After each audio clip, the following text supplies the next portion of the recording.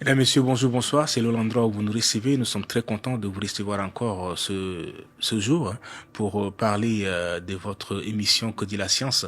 Une émission qui vous permet de savoir les contours autour de la science. Une émission qui permet de valoriser tout ce qui est autour de la science. Et nous recevons d'habitude sur ces plateaux, vous avez eu déjà à constater des chercheurs, des spécialistes dans le domaine pour parler, pour booster, mais justement pour essayer également de vous faire comprendre ce qui se passe dans l'ombre. Merci encore une fois de plus de rester scotché devant votre écran sur Electron TV, la chaîne citoyenne. Aujourd'hui, nous avons l'honneur de recevoir sur ce plateau un jeune qui est dans le domaine, un domaine qui est connu et qui est aussi en vogue de nos jours, il faut le dire, et le Tchad n'est pas du reste lorsqu'on parle de l'intelligence artificielle. Aujourd'hui, c'est ce qui retient notre attention. Nous avons celui-là qui est mieux placé. Pourquoi? Parce qu'il est dans le domaine et il va nous parler de ce qui est appelé intelligence artificielle et tout ce qui va avec, aussi ses implications pour le Tchad. Nous avons l'honneur de recevoir sur ce plateau Monsieur Sakayo Taodoum Sari. Il est ingénieur en machine learning. Bonjour monsieur. Bonjour. Bienvenue sur ce plateau. Merci beaucoup. Merci de m'avoir invité sur ce plateau et l'occasion de discuter avec vous téléspectateurs. Alors, c'est votre première fois sur Electron TV? Oui, c'est ma première fois. D'accord. Je disais tantôt que vous êtes une personne qui est bien informée, qui est mieux placée pour nous parler de ce dont je suis en train de dire, justement de l'intelligence artificielle appelée toujours l'IA. Aujourd'hui, c'est en vogue, hein. C'est de l'actualité, on en parle un peu partout. Et mais peut-être que pas bien connu chez nous ici au Tchad, quand bien même que certaines se lancent dans ce domaine sans formation, peut-être avec une auto-formation si je peux me permettre. Mais aujourd'hui vous êtes ici pour nous parler de ce domaine qui est très très intelligent, un outil qui permet d'avancer et de ne pas se mettre à la traîne de l'évolution de la technologie. Alors je vois que vous êtes spécialiste en machine learning. C'est quoi un machine learning? Qu'est-ce qu'on peut savoir de ça? Ok. Donc, le machine learning, c'est une branche de l'intelligence artificielle. Donc, le machine learning, ça c'est en anglais et en français, c'est l'apprentissage automatique. Donc, vous savez, tout ce qui va dans le domaine de la détection de visage, dans le domaine, par exemple, ceux qui ont utilisé déjà Google Traduction, ça fait partie du machine learning. Donc, le machine learning, c'est une sous-partie de l'intelligence artificielle parce que l'intelligence artificielle, elle est vraiment vaste. Donc, c'est ça. D'accord. Alors, pourquoi avoir choisi ce domaine? Oui. Bien évidemment, j'ai eu à choisir ce domaine parce que, au départ, j'ai eu à commencer en physique appliquée. J'ai fait un master en physique appliquée. Et après, j'ai eu la chance d'avoir une bourse pour faire un master en mathématiques industrielles. Et c'est en faisant ce master en mathématiques industrielles que j'ai eu à découvrir le machine learning qui englobe aussi la science des données, appelée encore communément data science. Et je me suis rendu compte que c'est l'application directe des théories mathématiques qu'on apprend à l'école. Donc, on l'applique de manière directe pour pouvoir résoudre des problèmes concrets de la société. C'est pour cette raison que j'ai décidé de faire dans ce carrière. Et plus tard, je vais aller plus loin, avoir une bourse pour faire le master en machine intelligence carrément, pour pouvoir approfondir mes connaissances là-dessus. Est-ce que vous avez pensé un jour vous retrouver dans ce domaine ou bien c'est par curiosité ou bien au bout du chemin vous vous êtes retrouvé après dans ce domaine? En fait, quand j'ai eu à commencer avec les études, je m'intéressais beaucoup plus aux études de l'ingénierie. Donc, en choisissant les sciences physiques, je voulais faire l'ingénierie en électronique. Mais arrivé à l'université, c'est deux mondes un peu différents. On faisait beaucoup plus de la théorie, donc c'est la recherche pure, quoi. Donc, j'avais fait les recherches dans le domaine de l'électronique jusqu'à Master 2, soutenir mon Master 2. Mais je voulais faire un truc qui est beaucoup plus pratique. C'est pour cette raison que je cherchais les bourses et je suis entré, j'ai eu la bourse de faire un master en mathématiques industrielles et c'est de là que j'ai découvert le machine learning. Je me suis dit que, tiens, voilà vraiment quelque chose qui sera intéressant pour moi parce que c'est vraiment de mathématiques, mais mathématiques qui est vraiment appliqué au problème de la société. Ok. Vous l'avez fait où? C'est à l'Institut africain de sciences mathématiques au Cameroun. Et après, j'ai eu à faire le master en machine intelligence à l'Institut africain de sciences mathématiques aussi du Sénégal. Au Sénégal. Ouais. D'accord. Aujourd'hui, l'intelligence artificielle, on en parle beaucoup, mais concrètement, selon vous, de quoi s'agit-il? Donc, l'intelligence artificielle, comme les gens ont l'habitude de dire, ou encore l'IA, c'est en quelque sorte une machine ou un programme informatique ou un système informatique qui exécute des tâches qui nécessitent en quelque sorte l'intelligence humaine. Quand je l'explique dans ce sens, l'intelligence humaine, ça veut dire quoi? Aujourd'hui, on a des machines qui essayent de parler la langue comme un humain, par exemple les interprètes, ou détectent un peu les images, ainsi de suite, ou essayent de réfléchir, de résoudre des problèmes complexes, alors que ces genres de situations nécessitaient à l'époque l'intelligence humaine. Mais aujourd'hui, on donne ces genres d'informations à la machine et c'est la machine qui essaie de résoudre des tâches beaucoup plus complexes qui nécessitent des calculs qui sont très avancés que l'humain ne peut pas le faire à la main. Donc, on le confie à la machine.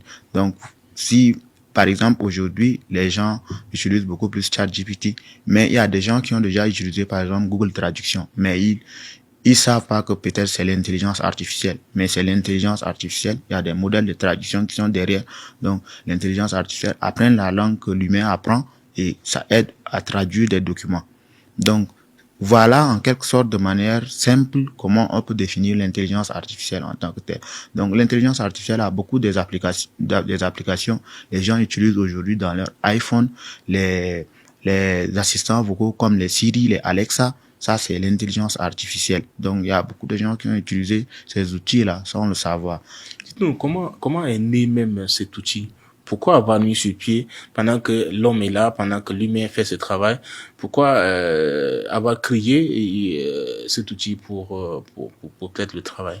Donc, dans le domaine mathématique, il y a des calculs mathématiques qui nécessitent en quelque sorte une puissance de calcul qu'on ne peut pas faire à la main. Donc, arrivé à un certain niveau, on a cette limite-là qu'on ne peut pas faire les calculs juste à la main et on a besoin des machines qui vont pouvoir le faire.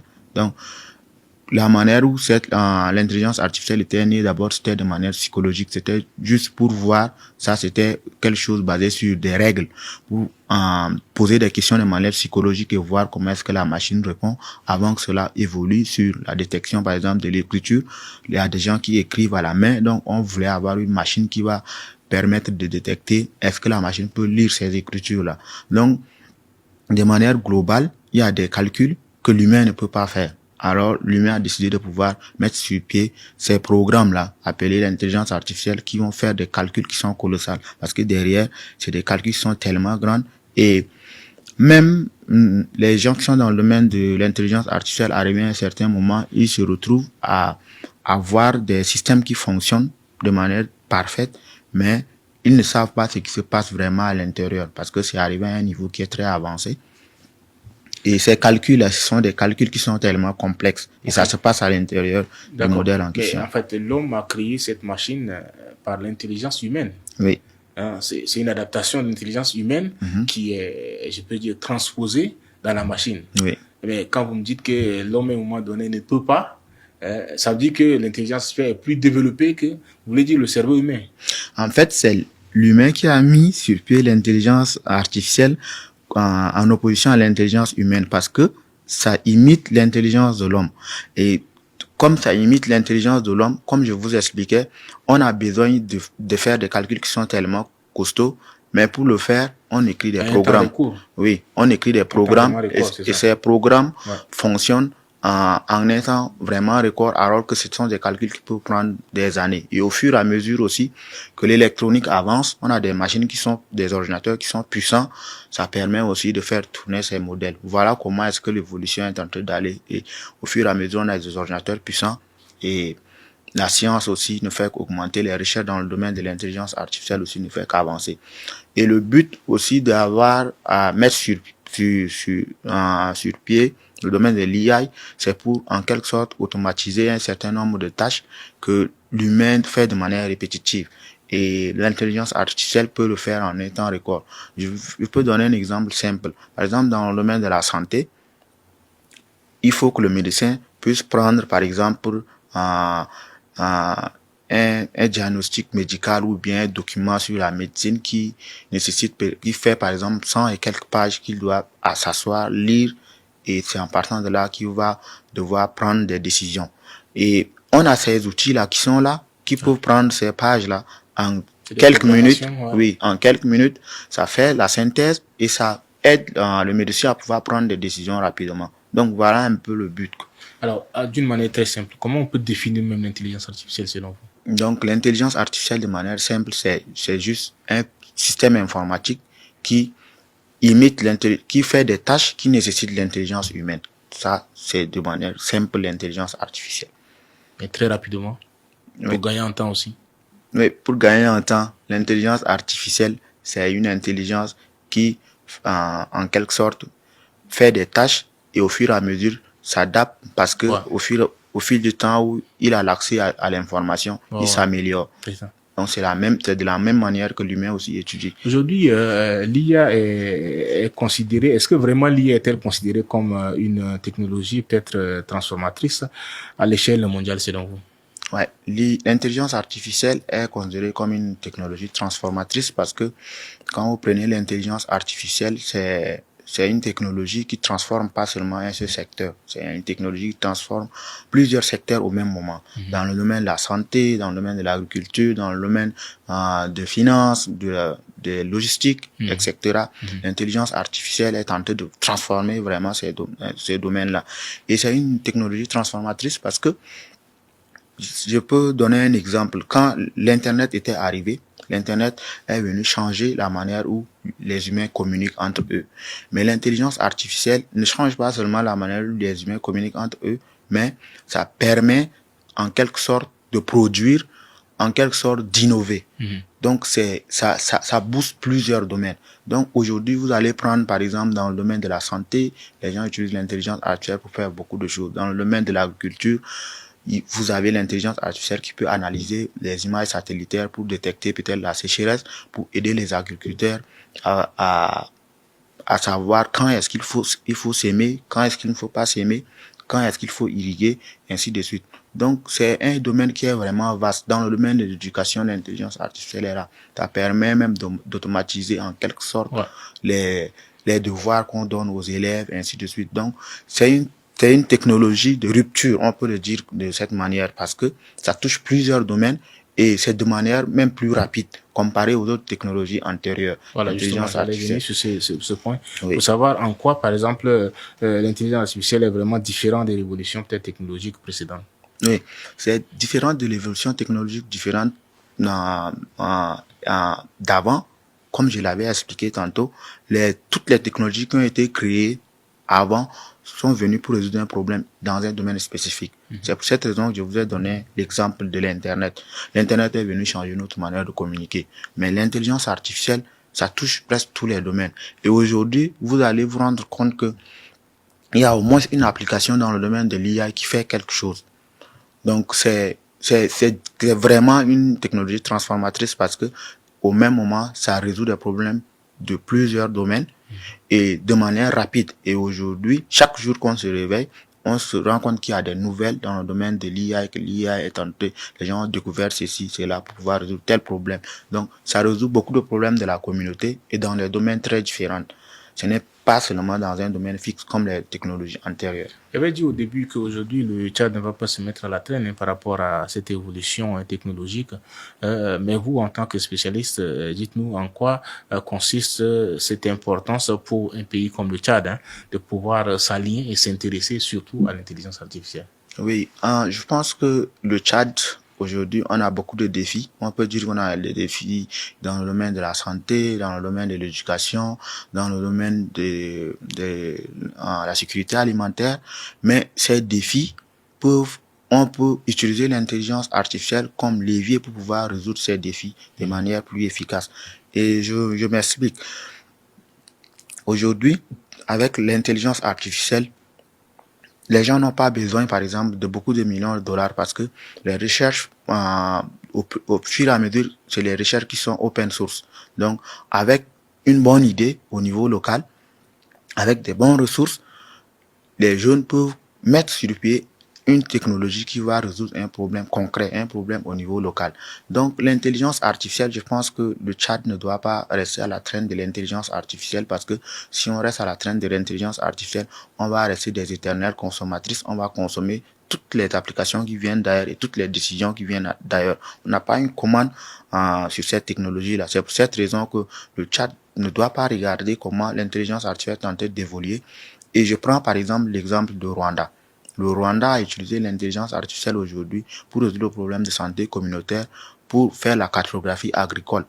Pourquoi pas le Tchad? Ça veut dire que le Tchad peut aussi se mettre en marge de l'intelligence artificielle et utiliser pour pouvoir résoudre un certain nombre de problèmes de la société. Nous, on a des services publics aujourd'hui qu'on peut mettre sur pied, des chatbots qui vont aider la population à avoir des informations de manière rapide. Et ça va limiter les gens d'aller dans les services publics pour perdre du temps pour avoir des informations, ainsi de suite. Ça va aussi résoudre le problème de temps d'attente où les gens vont rester dans la queue sous cette chaleur, ainsi de suite. Donc, on a certes des défis, mais on ne doit pas aussi rester loin de cette technologie parce que cette technologie est très importante. Est-ce que vous pensez que les conditions sont réunies aujourd'hui pour que le Tchad utilise en bon escient vraiment cet outil? Je pense que pour utiliser l'intelligence artificielle, cette technologie, Dieu merci, on n'a pas besoin d'une grande infrastructure. Il faut une bonne connexion à Internet et il faut savoir investir là où il faut investir. Il faut savoir quadriller les choses et il faut savoir donner accès aux jeunes de ce pays aux données, par exemple, des services publics, parce que si on veut créer, par exemple, l'intelligence artificielle qui respecte les conditions locaux, qui est dans le domaine de la météo ou dans le domaine agricole, c'est les gens des services publics qui sont dans le domaine de la météo qui disposent de ces données-là. Et il faut pouvoir standardiser ces données pour pouvoir créer ces applications pour que les gens puissent utiliser. Et je donne encore un autre exemple. Dans le domaine de la santé, par exemple, il y a le Tchad, c'est un pays où beaucoup de gens n'ont pas l'accès à l'éducation. Et beaucoup de gens parlent, par exemple, l'arabe local, parlent le ngamba et ainsi de suite. On peut mettre sur pied des applications dans le domaine de l'intelligence artificielle aujourd'hui qui peut aider les gens à pouvoir communiquer avec ceux qui parlent le français. Une personne qui parle arabe, qui vient à l'hôpital, qui peut parler à travers une application et ça traduit au médecin et le médecin comprend parfaitement ce que le malade veut dire. Au lieu qu'on part chercher, par exemple, un interprète qui va venir encore et ainsi de suite. Donc, aujourd'hui, c'est... Ok, allez-y. Donc, il y a beaucoup de choses qu'on peut faire dans le domaine de l'intelligence artificielle pour le Tchad et je pense qu'on ne va pas dire que le Tchad n'est pas prêt pour pouvoir acquérir cette technologie. Selon vous, quels sont les secteurs prioritaires qu'il faut vraiment en urgence utiliser l'intelligence artificielle au Tchad actuellement? Actuellement, au Tchad, les secteurs qui sont vraiment prioritaires, je peux dire en premier lieu l'agriculture. L'agriculture, on peut créer des applications qui sont intelligentes, qui vont donner des conseils, par exemple, aux agriculteurs. Que il faut s'aimer à telle période, il faut s'aimer à telle période.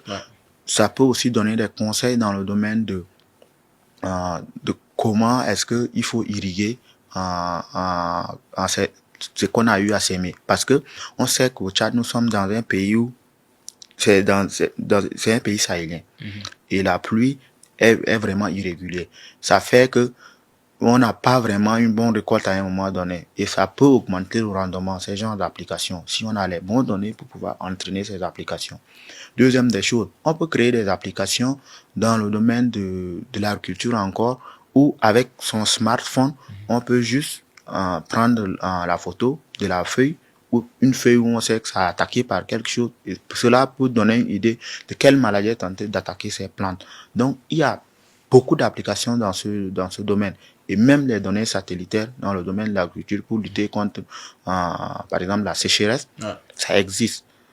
On peut bien concevoir ces applications-là. Je prends par exemple dans le domaine de la santé.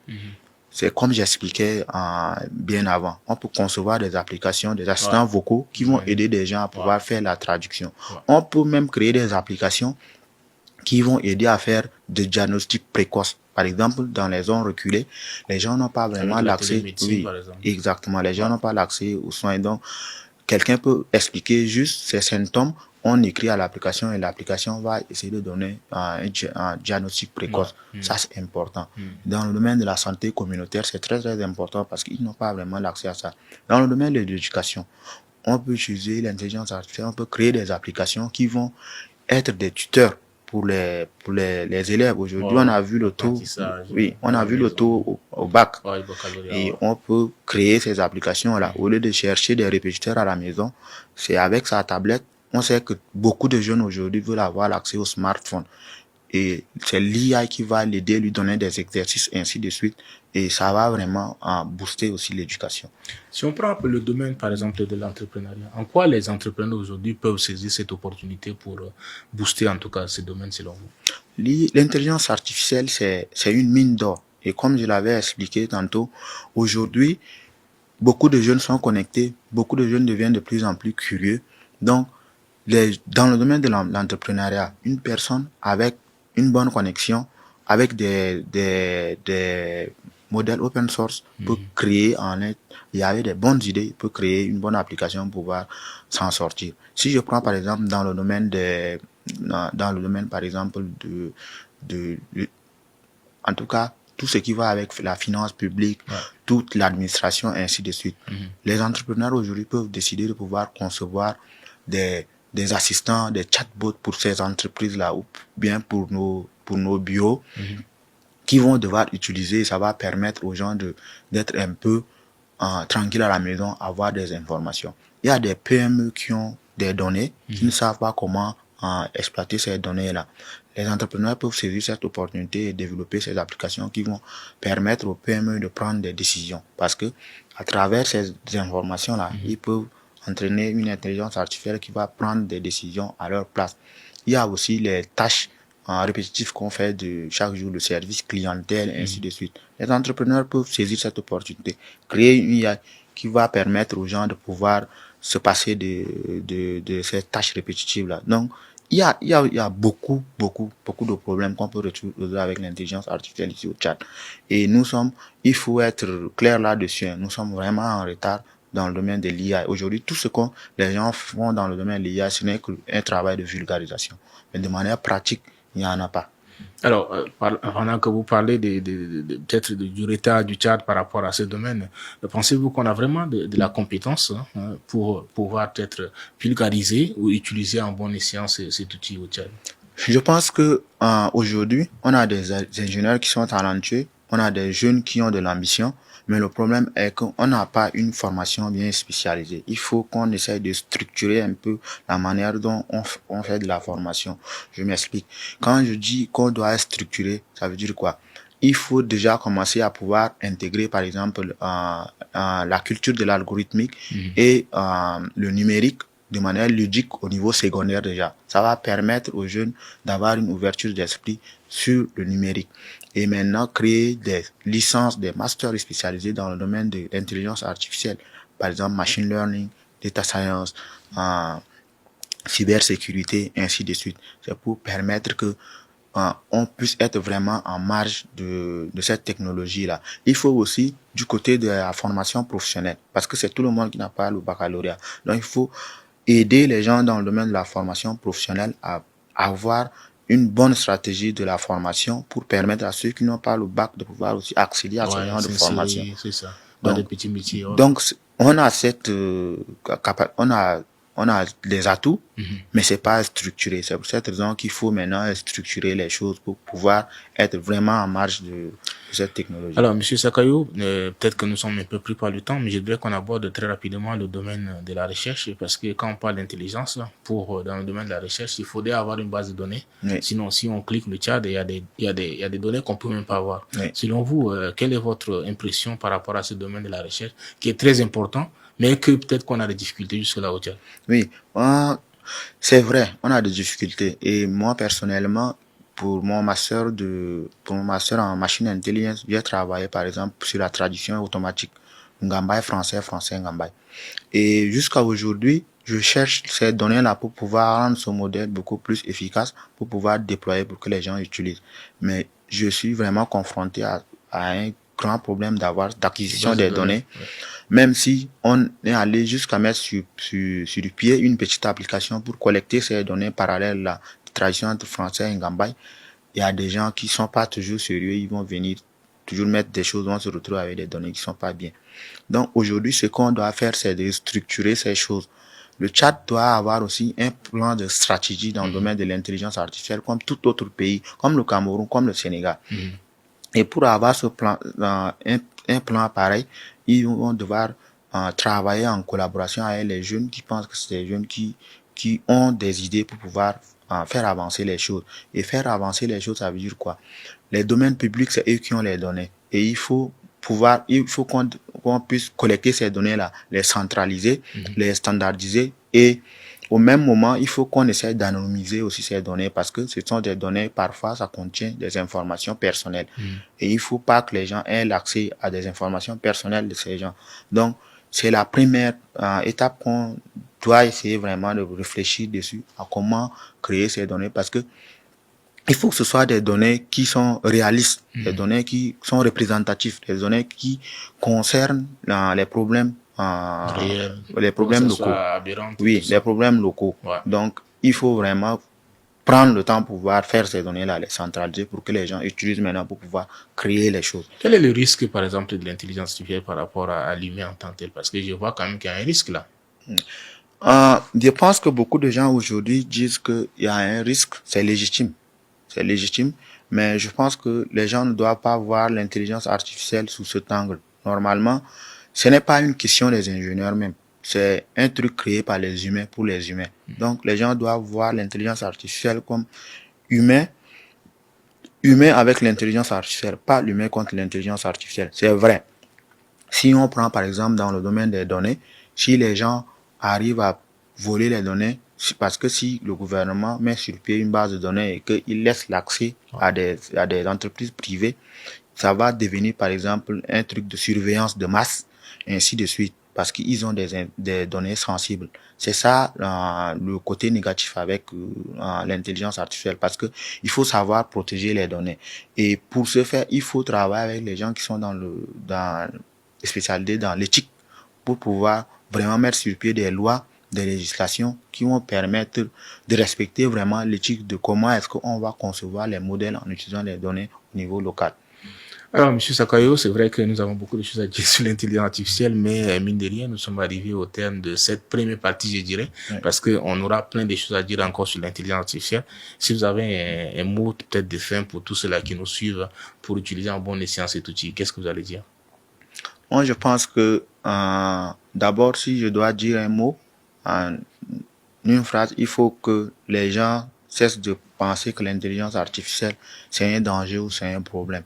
Mais on doit plutôt saisir cette opportunité historique-là pour pouvoir construire en quelque sorte un Tchad nouveau qui va être beaucoup plus indépendant et beaucoup plus structuré pour pouvoir avancer dans le domaine technologique. Et dans l'utilisation des outils de l'intelligence artificielle aussi, je pense qu'il y a beaucoup d'opportunités pour les jeunes aujourd'hui d'utiliser les outils d'intelligence artificielle, surtout ceux qui sont dans le domaine de la recherche de l'emploi. Ils peuvent utiliser l'intelligence artificielle pour faire leur CV, pour optimiser leur lettre de motivation, parce qu'aujourd'hui, tu ne vas pas te lever comme ça avec une lettre de motivation. Il faut savoir l'écrire en fonction de l'avis de recrutement.